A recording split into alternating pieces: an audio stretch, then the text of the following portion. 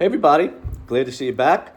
A little bit under the weather today, but I had to take off yesterday out of town. Couldn't do any busy videos, so I wanted to get back in the swing of things. So I'm getting a lot of people that are telling me they just, once they get the pentatonic scale under their fingers, they're just having trouble doing something else. They just feel like there's more to that, and they can't kind of figure out, where to go from there. And I mean, there's a lot of small little things you can add to pentatonic, and a lot of my lessons get into that.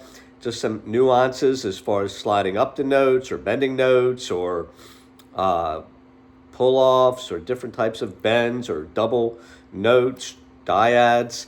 But I was under the same feeling at some point in time where I wanted to advance. I saw the guitar players that were just playing, seemed like different scales, and we're able to play maybe jazz against jazz chords, and I just felt like I was limited. So I did take lessons for a couple years to learn how to read music, learn how to play jazz, and you know what? Even after 50 plus years later, it's still a work in progress. I'm still not where exactly I want to be playing over jazz chords and even reading, really some tough music, some stuff that's fast and a lot of notes. But my teacher had a way of getting to open up the fretboard, and that's what we're going to talk about today.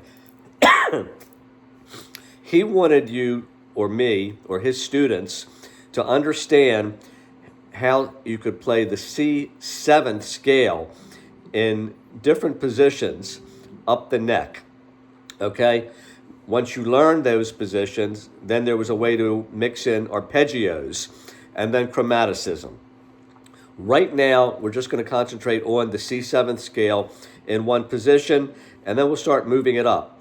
But what his idea was is that if you knew the C7 scale, then when you had an altered chord that you needed to play different notes, you were maybe only one or two notes away from that scale that you kind of already had locked in your mind.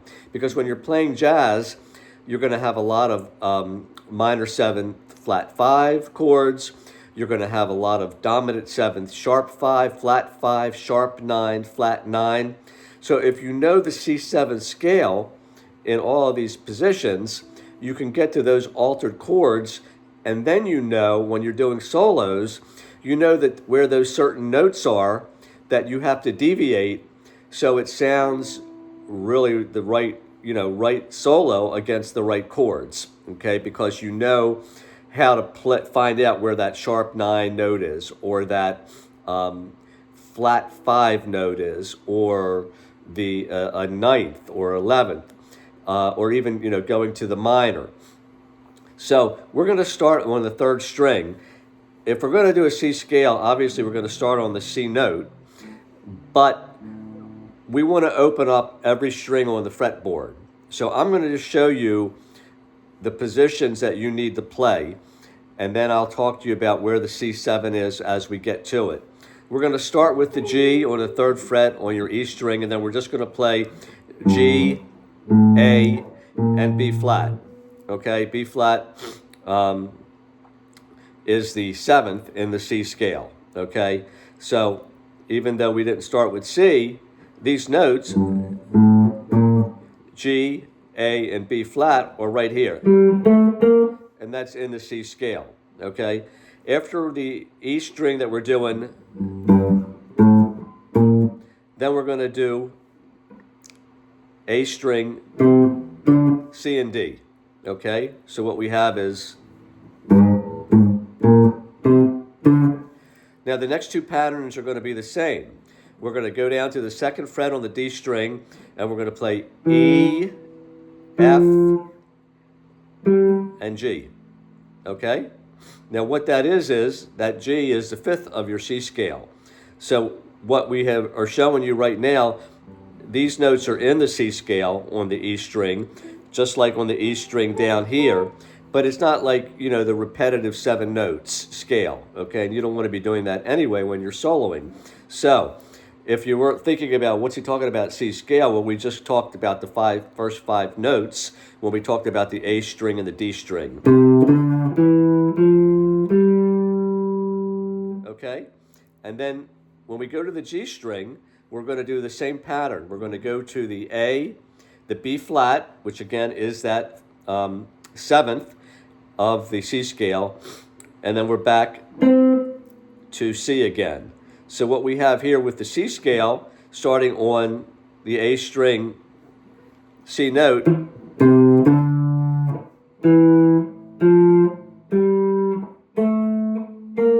I'm sorry, yeah.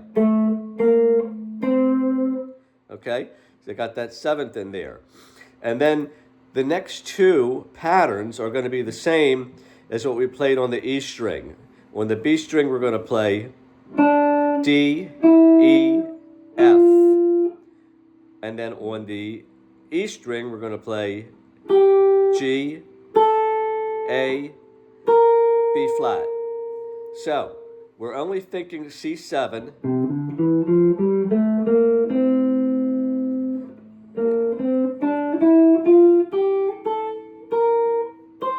You got two C7s in there, don't you? Oh, I played that one with the B flat starting first.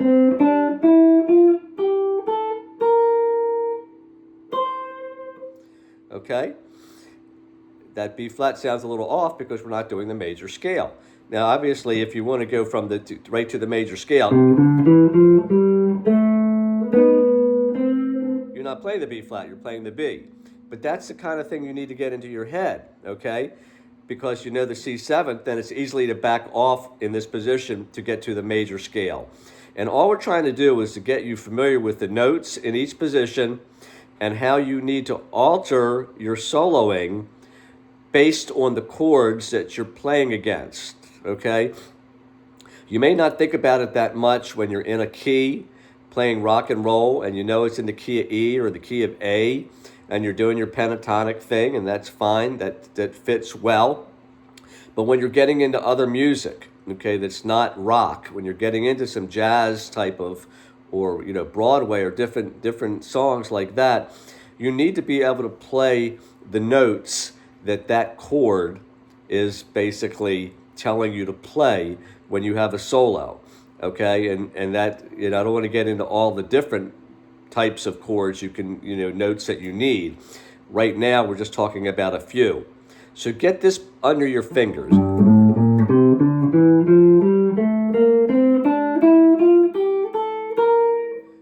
And always think about, even though you're starting up here on G, we're wanting to get you locked in with the C7 scale, okay?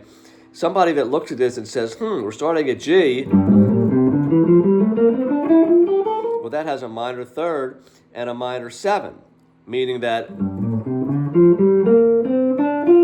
well, that's the pentatonic right there, and the pentatonic has a minor third and a minor 7th. That's what makes the pentatonic, a minor pentatonic, okay? But this is showing you basically what's called the Dorian scale if you're starting with G. Because the Dorian scale has a minor third and has a minor 7, but it utilizes also, the second, the fourth, and the sixth. All of the notes that are, in between are the ones that are left out when you're playing pentatonic. Just to not confuse you, it's looking like a G Dorian, but we're talking about the G and the A and the B flat being within that C7 scale, okay, right? And that fifth, like I said before, is that G, okay? The A is the 6, the B flat is the 7th. I hope that's going to help you, again, get out of what you might feel is a rut of just always playing pentatonic in one position. There's all these other notes you can utilize. And we're going to keep building on this like once a week. There's a lot of lessons to this type of technique of learning the C7 up the neck, and then how you can generate solos with all the different notes that were going to be part of the chords you're playing against when you're doing advanced type music. So we'll get back to you soon. See you next time.